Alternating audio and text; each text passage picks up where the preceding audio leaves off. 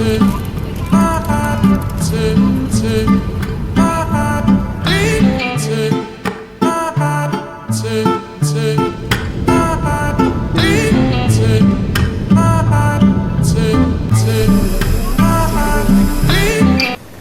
परिवार, कैसे हैं आप सब? होपफुली आप सब लोग अच्छे होंगे। अभी हम हैं कोवलम बीच पे और सुबह के 2:30 या 3 बज रहे हैं और हम निकले हैं एयरपोर्ट के लिए। और हमें पैदल पैदल चल के जाना पड़ रहा है क्योंकि एक ही साइड रोड है जहाँ पे गाड़ी आती है। अगर आप वहाँ पे नहीं गए तो आपको गाड़ी नहीं मिलेगी। बीच साइड में गाड़ी नहीं आती है और बहुत मुश्किल से यहाँ पे गाड़ी मिलती है। कैब की बात कर रही हूँ मैं। हमें जाना है तिरुवनंतपुरम के एयरपोर्ट पे, जिसकी दूरी यहाँ से मेरे ख्याल से 4-5 किलोमीटर से ज़्यादा नहीं होगी। पर अगर आप यहाँ पे कैब बुक करना चाहेंगे तो वो आपको 2000 से कम में नहीं बताएंगे। कहेंगे इतना ही चार्ज है, आपको चलना है तो चलिए, अदरवाइज़ रहने दीजिए। और यहाँ पर ओला उबर भी चलती है, लेकिन ओला वालों को आने नहीं दे रहे थे, ऐसा ओला वाले ने हमें बताया था। और कहा था कि मैं यहाँ तक घूम कर आऊँगा तो मुझे आपको डबल चार्ज देना पड़ेगा क्योंकि मैं रिस्क लेकर आ रहा हूँ। लेकिन उबर वाले ने हमें सही सलामत पहुँचा दिया और उतना ज़्यादा चार्ज भी नहीं लिया। थोड़ा ज़्यादा लिया बट उतना ज़्यादा नहीं लिया। हम पहुँच चुके हैं तिरुवनंतपुरम के एयरपोर्ट पे।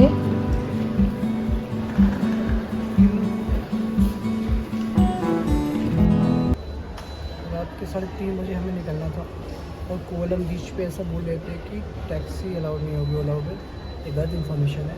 आप एक बार 2 बार करेंगे वो कैंसिल करेंगे, बोलेंगे कि नहीं आप कैश में दीजिए, उसका 2.5 टाइम्स दीजिए या जो भी दीजिए, 1200-1500 दीजिए।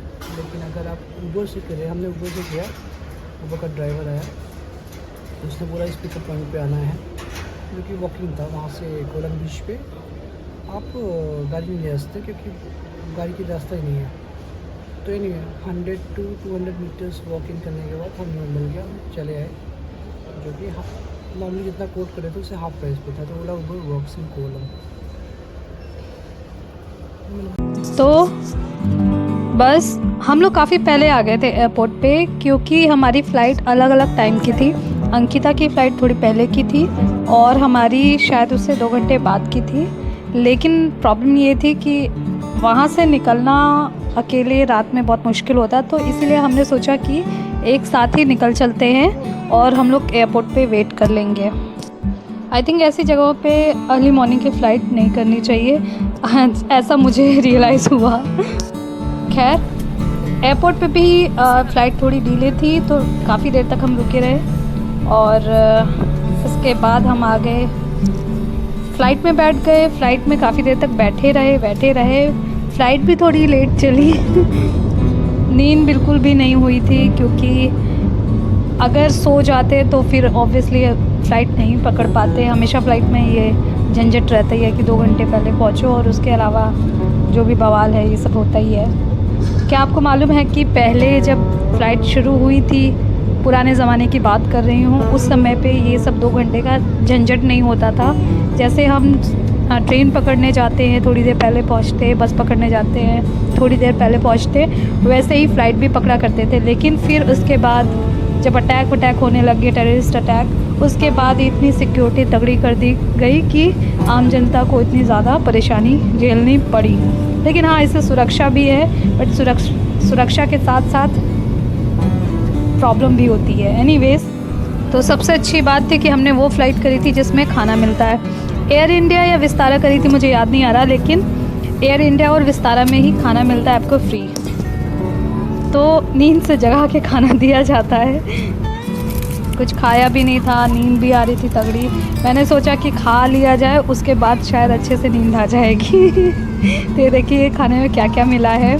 नाश्ते के अकॉर्डिंग मिला है। अगर आप दोपहर में आएंगे, दोपहर में ट्रैवल करेंगे तो दोपहर के हिसाब से आपको लंच मिलेगा, शाम के हिसाब से आपको ब्रेकफास्ट मिलेगा, और अगर रात में ट्रैवल करेंगे तो आपको डिनर मिलेगा। तो हमें मॉर्निंग के हिसाब से मिला है। सैंडविच था और एक पनीर रोल था, उससे काफ़ी इनफ था नाश्ते के हिसाब से। और एक चाय का भी दिया गया था और एक फ्रूटी दी गई थी।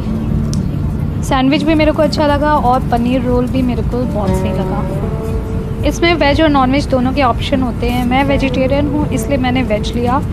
अगर आप नॉन वेजिटेरियन है तो आप नॉन वेज बोल सकते हैं कि मुझे नॉन वेज चाहिए। मुझे तो सही लगा था और शायद जाते समय भी हमने ऐसी ही फ़्लाइट करी थी मुझे जैसा लग रहा है, क्योंकि मुझे लग रहा है जल्दी जल्दी एक और फ़्लाइट में मैंने ये खाया था। तो शायद हम जब जा रहे थे केरला के लिए तब शायद हमने एयर इंडिया या विस्तारा करी थी, तो उसमें हमें मिला था। ये देखिए अब आ गई है चाय, मतलब ये चाय गर्म पानी दे देते हैं और उसमें आप टी बैग देते हैं, टी बैग इसमें डाल दीजिए और दूध का छोटा सा पैकेट देते हैं। अगर आप और चाहते हैं दूध का पैकेट तो आप मांग सकते हैं कि एक और दे दो, और इनफ होता है आई गेस वो वाला।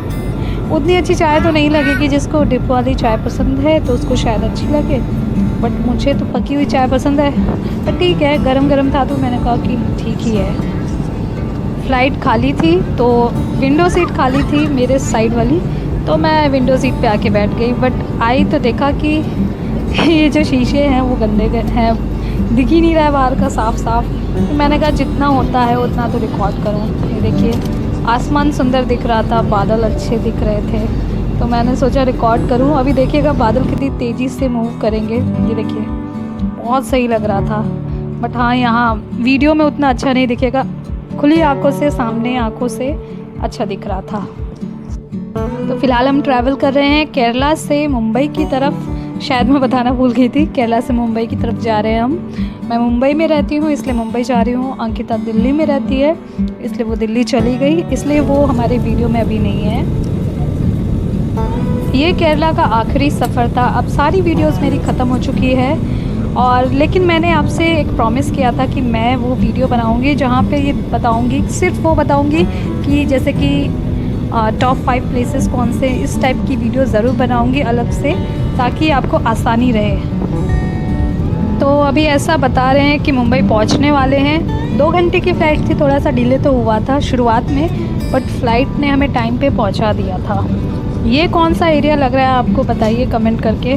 मुझे तो आइडिया नहीं लग रहा है, ये नदी जैसा क्यों दिख रहा है।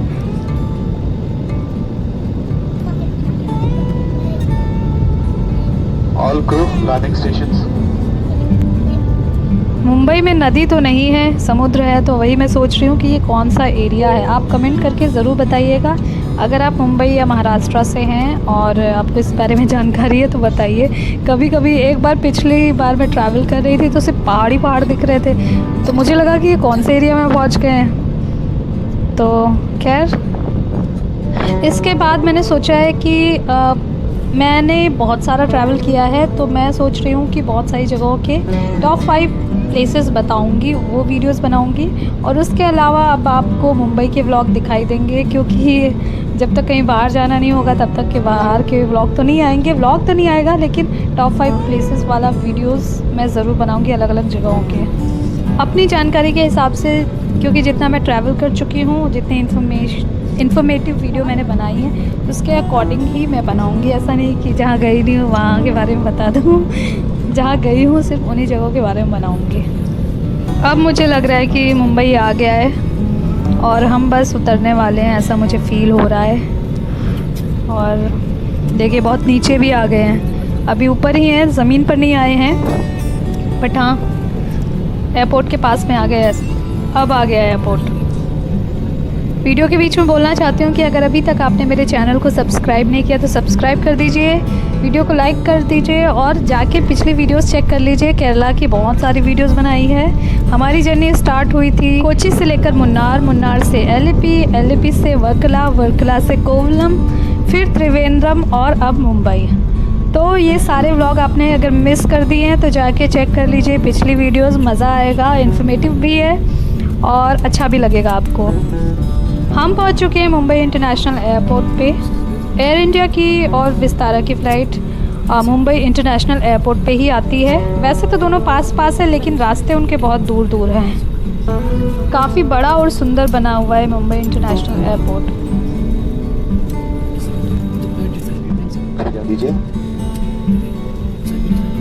मुंबई के छत्रपति शिवाजी महाराज अंतर्राष्ट्रीय एयरपोर्ट पर आपका स्वागत है। बाहर का तापमान 28 डिग्री सेल्सियस है। सर यात्रियों से निवेदन है कि सीट बेल्ट के बंद किए जाने तक कृपया अपने निर्धारित सीट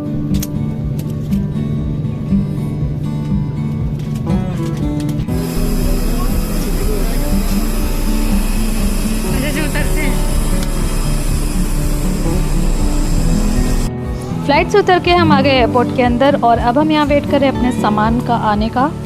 सामान लेके फिर हम निकलेंगे बाहर और ये देखिए अब आ गए हम बाहर और अब हम जाएंगे वहाँ जहाँ से हमें ऑटो मिल पाए। और मैं आपको बता दूँ इंटरनेशनल एयरपोर्ट पे भी ऑटो मिलता है, जिनको नहीं मालूम है उनके लिए। देखिए मैं कहाँ से जा रही हूँ, आप वहीं से बाहर निकलिएगा और आपको यहाँ पे मीटर से ही ऑटो मिलेंगे। तो ये देखकर आप फॉलो कर बाहर आ जाइएगा और लाइन से वहाँ पे ऑटो खड़े होंगे और एक एक करके आपका नाम पूछ के और जगह पूछ के फिर आपको ऑटो में बैठा देंगे। उसके अलावा अगर आप थोड़ा सा आगे जाएंगे तो वहाँ पे आपको कुछ भी पैसे बता देंगे, 400-500 रुपये, जबकि ऐसा नहीं होता है। ये देखिए हमें मिल चुका है ऑटो।